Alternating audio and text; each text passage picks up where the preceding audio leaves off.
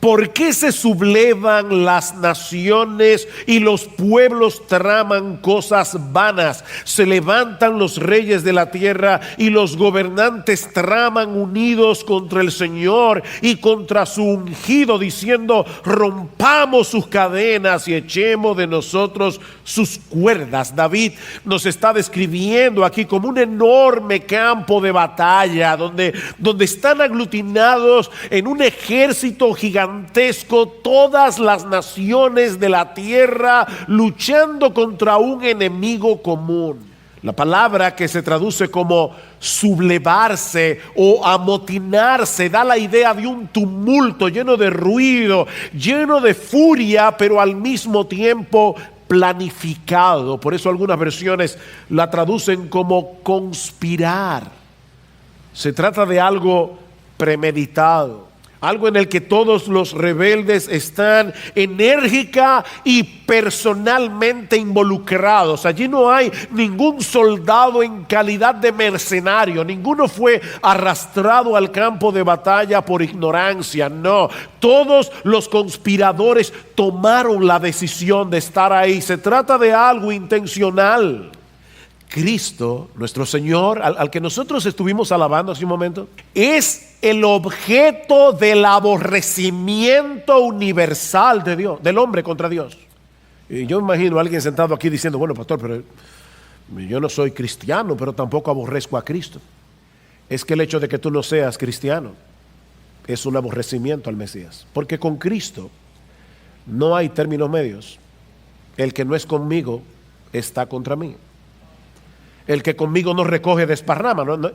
No hay un término medio aquí.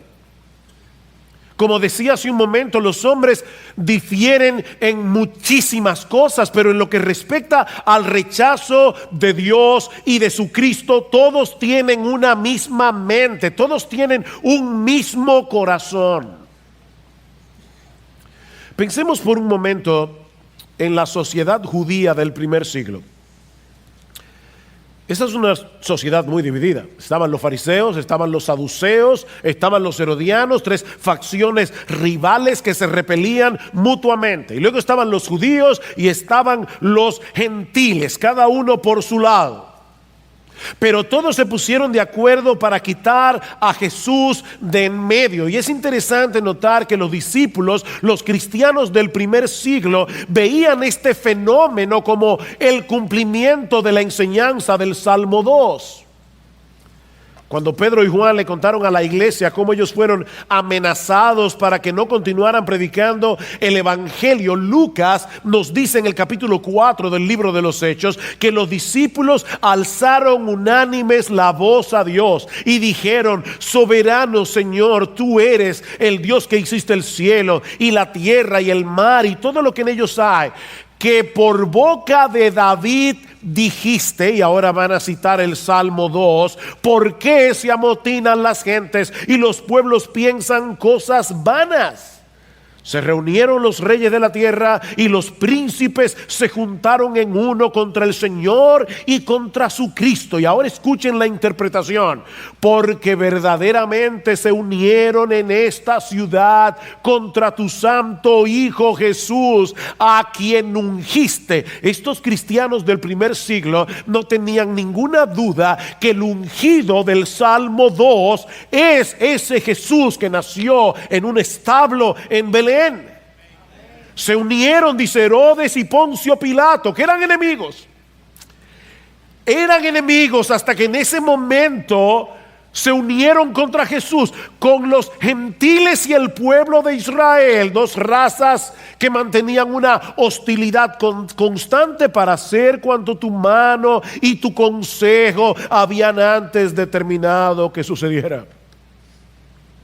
Ellos encontraron una causa común: declararle la guerra al Dios del cielo, borrar por completo la memoria de su Hijo. Mis hermanos, a través de los siglos ese ha sido el punto de contacto en que convergen todas las ideologías del mundo incrédulo, todas las filosofías, todas las religiones de factura humana.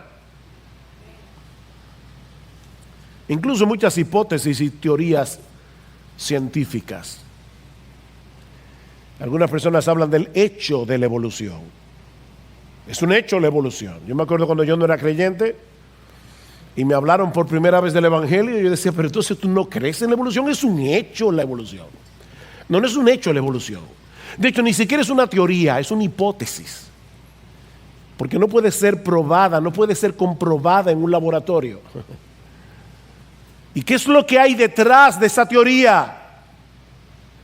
Quitar al Dios creador de en medio, buscar una explicación de la creación que no tome en cuenta a Dios.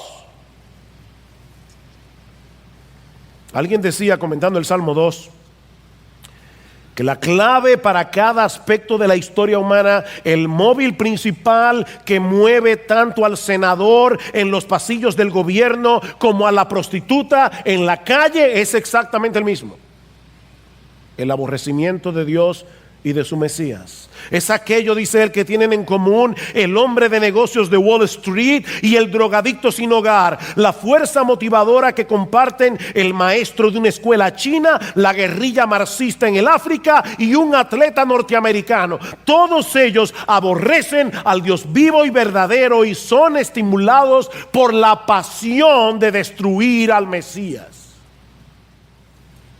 Eso va desde una serie de Netflix que exalta la homosexualidad hasta el cabildeo de grupos feministas promoviendo la ideología de género en el Congreso, o la presión de organismos internacionales para que se despenalice el aborto. Mis hermanos, hay una agenda diabólica detrás de todo esto, una agenda diabólica que se opone al Dios de la Biblia.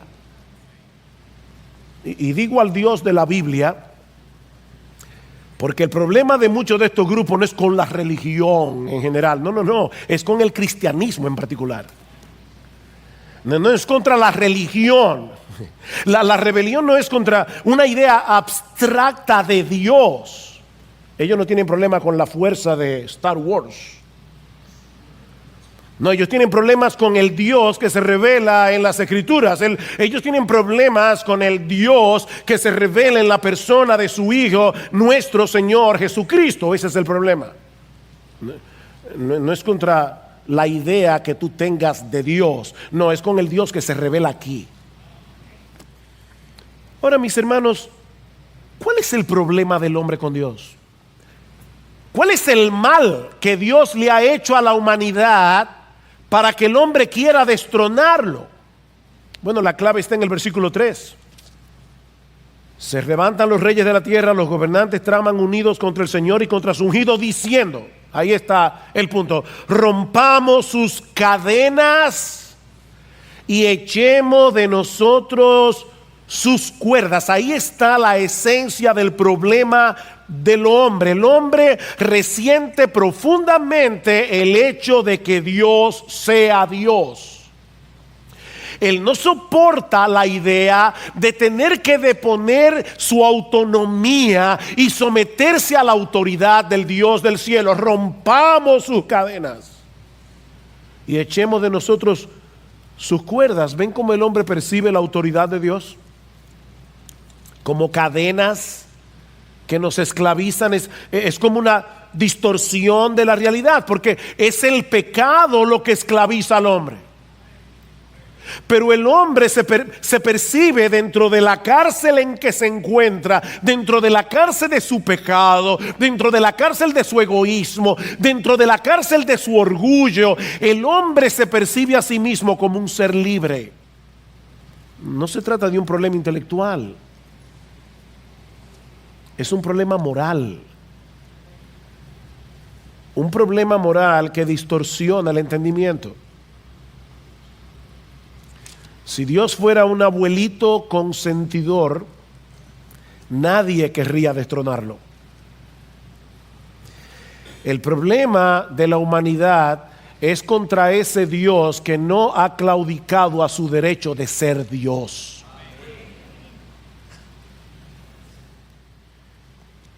¿Y cómo reacciona Dios ante esta conspiración universal? ¿Acaso hay alarma en el cielo por este amotinamiento?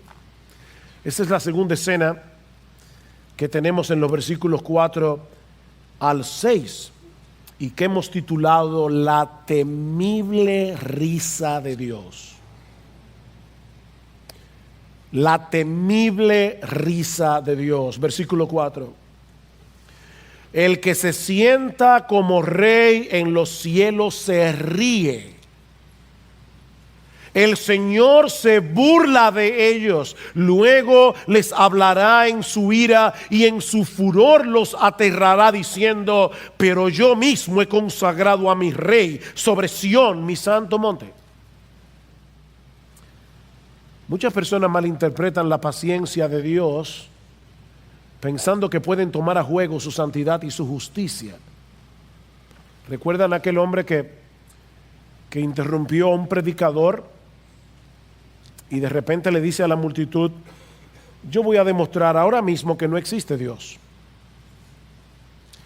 Yo le voy a dar 5 minutos a Dios para que me quite la vida. Aquí delante de todos. Si Él existe, que lo demuestre. Toma su reloj. 5 minutos. Dios, si tú estás ahí, quítame la vida. Terminan los 5 minutos y nada pasa. ¿Ustedes se dan cuenta? No existe Dios. El predicador muy sabiamente le dijo: ¿y tú crees que tú puedes agotar la paciencia de Dios en 5 minutos? Mira, mi amigo, déjame decirte algo. El hecho de que Dios no castiga inmediatamente el pecado del hombre, eso no quiere decir que el hombre puede burlar la justicia de Dios.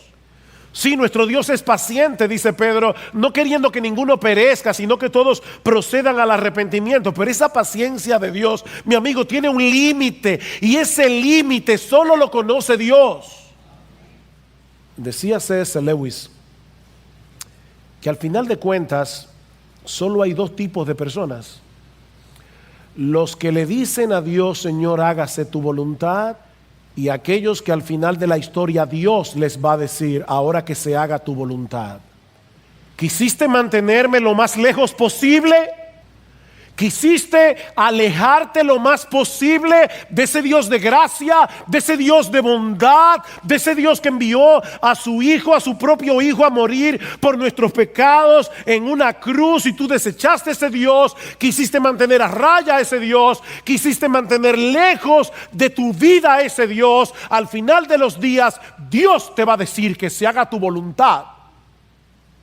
Dice Pablo en Romanos 2, tú menosprecias las riquezas de su benignidad, paciencia y longanimidad, ignorando que su benignidad te guía al arrepentimiento, pero por tu dureza y por tu corazón no arrepentido atesoras para ti mismo ira para el día de la ira. Es como un dique de ira, hay un muro de contención, la gracia de Dios que todavía está disponible para ti, y ese muro de contención está frenando el avance de ese torrente de ira que viene sobre ti. Estás atesorando ira para el día de la ira y de la revelación del justo juicio de Dios, el cual pagará a cada uno conforme a sus obras. Mi amigo, el día vendrá cuando ese dique de contención será quitado y toda la ira de un Dios justo contra el cual has pecado desde que naciste hasta que te mueras va a caer sobre ti.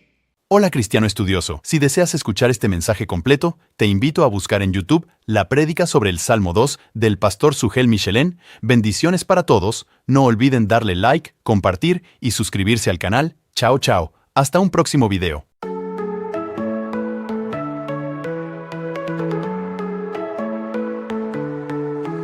In the quiet of the autumn night, a gentle breeze whispers its delight. Leaves rustle softly, stars gleam bright. In your arms everything feels right. Moonlight paints our shadows tall. In the breeze I hear your call. Autumn breeze in the night so tenderly. In your embrace I feel so free. Every sigh, every touch we share. In the autumn breeze I know you care.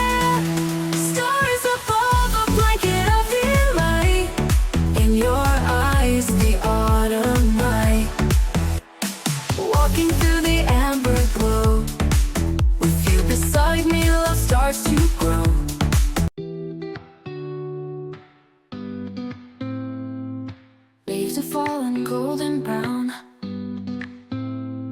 whispers of autumn all around. In the chill of the morning air, I find your presence everywhere.